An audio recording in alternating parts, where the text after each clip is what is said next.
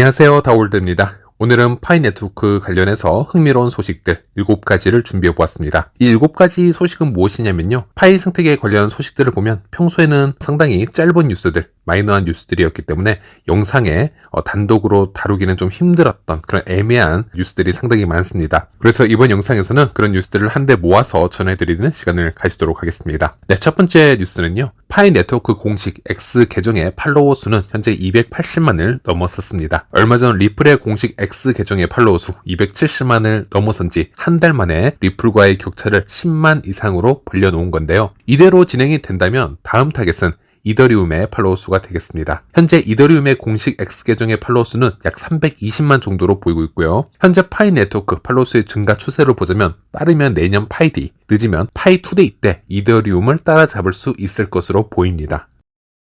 최근에 KYC 검증수가 급증하였습니다. 이것은 지난 영상을 통해서 자세하게 설명을 해드렸는데요. 공정성과 정확성을 위해서 대한민국 KYC 검증인들은 인물의 검증을 비교를 할 때에는 대한민국 외에 파이오니어 얼굴과 아이디 사진을 비교하고 있고, 신청서 아이디 형식을 확인할 때는 대한민국의 아이디만 판별을 하고 있습니다. 최근 인물을 검증하는 과정에서 많은 분들이 흐릿한 간디의 얼굴이 보여진다라는 얘기를 하고 있는데요. 이 간디의 사진이 한두 번 보여지는 게 아니고 여러 번 보여지고 있다, 이렇게 얘기를 하고 있습니다. 이것은 인도의 아이디 중 하나가 간디 얼굴이 새겨진 부분이 있어서 AI가 잘못된 얼굴 부분을 좀 추출해내고 있는 것이 아닌가, 즉 버그의 일종으로 의심을 하고 있으며, 해당 국가, 해당 지역에서는 이 간디 얼굴이 새겨진 아이디를 사용해서 KYC를 진행하지 말고 다른 타 아이디를 사용할 것을 권장하고 있습니다. 파이코인을 마이그레이션 받은 분들 중 안타깝게도 비밀구절 유출과 같은 해킹 사고로 인해서 파이코인을 잃어버리는 여러 안타까운 사건들을 종종 보곤 합니다. 여기서 여러분의 비밀구절을 탈취해간 자는 여러분의 파이 지갑을 100% 컨트롤할 권리가 생기게 되고요. 자동 탈취 프로그램을 사용을 해서 여러분의 코인이 락업이 풀리는 시간에 맞춰서 파이코인을 자동적으로 다른 주소로 빼어내어가는 그런 방법을 택하고 있습니다. 일본에서 도둑 지갑을 추적하고 있는 한 파이 개발자의 데이터에 따르면 파이코인을 도둑 맞은 것으로 판정된 지갑에 29,900건을 분석을 해보았고요. 파이 락업이 풀리자마자 3분 이내에 파이코인을 탈취당한 케이스는 29,900건 중 총 282건으로 분석이 되었습니다. 그리고 그 282건을 보면 여러분의 지갑에서 마이그레이션이 풀리자마자 바로 몇 초 만에 파이코인을 탈취당한 케이스도 있지만, 마이그레이션이 풀린 후 1분 정도의 시간이 지난 후에야 파이코인이 탈취당한 그런 케이스도 존재합니다. 이 282건의 평균 수치를 보면 마이그레이션이 풀린 후 평균적으로 약 40초 정도의 시간이 지나서 탈취가 된 것으로 나옵니다. 즉, 이 데이터로 알 수 있는 것은 여러분들 중 비밀구절을 탈취당한 사람들이 있다면, 그리고 그 지갑에 아직도 락업된 파이코인이 존재한다면, 파이코인의 락업이 풀림과 동시에 그 자동 탈취 프로그램보다 또는 수동으로 탈취해가는 그 나쁜 놈들의 속도보다 더 빨리 여러분이 본인의 파이코인을 안전한 지갑 주소로 미리 전송시켜 놓는다면 이에 대한 방어를 할 수 있는 시간과 기회가 아직 있다, 이렇게 말씀을 드리고 싶고요. 파이코인의 언락 시점은 다음과 같이 초 단위까지 계산이 가능합니다. 이 언락 시점에 앞서서 미리 휴대폰에 알람을 맞춰놓고, 여러분도 잊지 마시고 미리 준비 과정을 거친 다음에 언락이 되는 순간 신뢰할 수 있는 가족이나 지인의 지갑으로 바로 전송을 하시길 바랍니다. 빠르게 준비를 해 놓으셨다면 여러분의 파이코인이 락업이 풀린 후에 1, 2초만 해도 안전한 타 지갑으로 파이코인을 미리 전송을 시켜 놓을 수 있습니다. 제가 직접 실험을 해 보았던 부분이고, 락업이 풀린 후 1초 만에 저는 타 지갑으로 전송한 기록이 있습니다.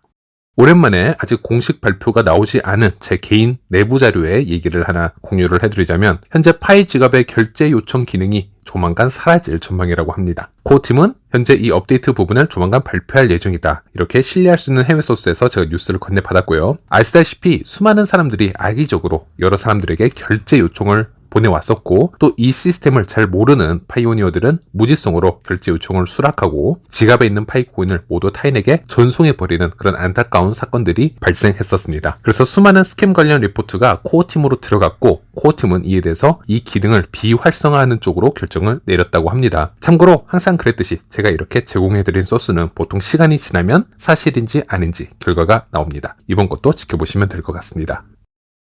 파이어사이드의 모더레이터가 되기 위해서는 여러분은 이 플랫폼의 규정을 읽어보고 간단한 테스트를 통과해야 합니다. 보시는 것처럼 5개의 문제의 정답을 맞추면 레벨 0의 모더레이터로 진급을 할 수가 있는데요. 이 5문제의 정답은 다음과 같습니다. 필요하시다면 화면을 정지시키고 확인을 해보시면 되겠고요. 그리고 레벨 0의 모더레이터가 되었다면 10개의 신고를 성공적으로 실시를 하게 되면 레벨 1의 모더레이터로 진급을 할 수 있게 됩니다. 레벨 0에서 총 10개의 신고를 성공적으로 해야 되는 기간에는 다음과 같이 몇 개의 성공적인 신고가 들어갔는지 확인할 수 있는 화면이 나오게 됩니다. 이 화면까지는 우리가 흔히 볼 수 있는 화면이고요. 만약 10개의 신고를 모두 채우게 되면 레벨 1의 등업 화면이 뜨게 되는데요. 그리고 레벨 1에서부터는 신고를 올바르게 하게 되고 이것이 올바르게 삭제 처리가 되면은 각 신고당 0.5개의 파이어사이드 토큰 보상 화면이 나오게 되는데 다음과 같이 그림이 뜨게 됩니다. 그리고 최근 누구나 모더레이터가 되면서 생겨난 부작용이 하나 있는데요. 바로 파이어사이드에 포스팅된 거의 모든 이 컨텐츠들이 신고부터 되어 있는 현상이라고 할 수 있겠습니다. 이것은 탈중앙 검열 시스템이 도입이 되면서 생겨난 부작용이라고 보시면 되겠는데요. 파이어 포럼에 포스팅된 이 글 오른쪽 상단을 보면 거의 모든 포스팅이 지금 신고가 되었다 이렇게 된 것을 확인할 수 있습니다. 참고로 잘못된 신고는 모더레이터의 페널티가 부과가 될 수 있으며 앞으로 개선될 알고리즘에 큰 영향을 미칠 수 있는 부분이니 모더레이터들의 무지성 신고는 올바르지 못한 행위라고 볼 수 있겠습니다. 그리고 제 컨텐츠 중 하나도 이런 무지성 신고로 인해서 삭제가 된 경우가 발생했었습니다. 만약 본인의 컨텐츠가 규정을 위반하지 않았고 제대로 된 채널에 적절한 규정을 지키면서 글을 올리게 맞다면 다음처럼 항소를 할 수도 있습니다. 그래서 저 같은 경우는 항소를 실제 진행을 하였고 파이어 토큰 25개의 토큰을 스테이킹을 하고 항소를 신청했어야 했습니다. 시간이 며칠 지나서 제가 항소해서 결국 이겼고 이 컨텐츠는 문제없이 포스팅이 지속이 되었습니다. 결국 제 컨텐츠를 잘못 신고하고 삭제한 모더레이터의 토큰은 페널티로 감소가 되었겠죠. 파이어사이드의 검열 저항성은 현재 이런 분산화를 거치며 진화하고 있습니다. 그래서 지금 현재 상황을 보면서 파이어사이드의 검열 시스템을 미리 모두 판단할 필요는 없습니다. 현재 시스템은 장단점이 분명 존재하고 또 수많은 유저들의 행동 패턴을 통해서 또는 예상하지 못했던 문제점들을 통해서 파이어사이드 개발팀은 지속적으로 이 부분을 개선해 나갈 것으로 보입니다. 최근 X 계정을 통해서 파이 네트워크의 코드를 분석하여 여러 가지 포스팅을 게시하는 경우가 많습니다. 예를 들어 파이 네트워크가 여러 거래소들과 연결 중이다. 또는 어떤 금융기관의 앵커와 연관이 있다더라. 또 파이의 코드를 분석을 해보면 MIT와 같은 라이센스를 취득하고 있다라든지 파이가 CBDC와 연관이 되어지고 있다라든지 여러 가지 추측성 글들이 나오고 있지만 그 소스에서 얘기를 하고 있는 키워드를 다 모아보자면요.